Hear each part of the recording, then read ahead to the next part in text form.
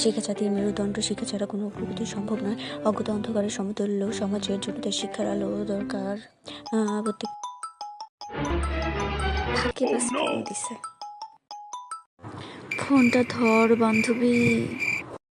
বল। কি রে সেটা, কি করিস? কাল থেকে পরীক্ষা, কি আর করব, পড়তেছি। শোন না বান্ধবী, আমার একটু দেখাস রে। তুইও পড়, তুই তো কিছুই পারিস না। কিছু জিজ্ঞেস করলেই বলিস ভুলে গেছি। আমি পড়ি রে, কিন্তু ভুলে যাই, বিশ্বাস কর বান্ধবী।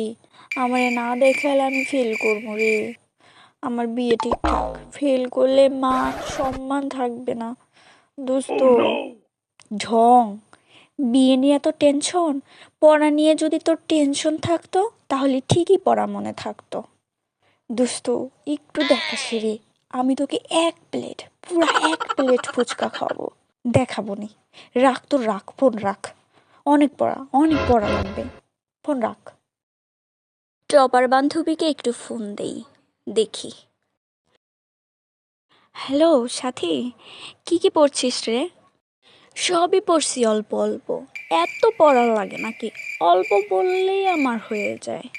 এই সন্ধ্যার দিকে একটু পড়তে বসছি রে, 10:30টার দিকে ঘুমায় পড়বো। তুই কখন ঘুমাবি? আমার এখনো অনেক কয়টা প্রশ্ন বাকি রে, শেষ করে ঘুমাবো। তুই যে এত পড়িস বান্ধবী, পড়তে পড়তে শুকাই গেলি। আচ্ছা রাখি রে, খেতে হবে। সাথী ঠিকই পড়ে, কিন্তু বলবে না। ওর প্রত্যেকবার ফার্স্ট হওয়া লাগবে বললে যদি আমরা পড়ে ফেলি বেশি বেশি, মিথ্যুক একটা। আমি অনেক পড়ি, তাই তোদের বলতে হবে? আমার খেয়ে কাজ নাই, আমি সব সময় ফার্স্ট থাকবো। থাক, আমার ফার্স্ট হওয়া লাগবে না। আমার সবগুলো সাবজেক্টে প্লাস উঠলেই হয়, তাতেই আমার শান্তি। আমার এক বান্ধবী তো দেখলেন, পড়েই না, খালি ফাঁকি দেয়। আরেক বান্ধবী অনেক পড়ে, কিন্তু শিকার খাবে না।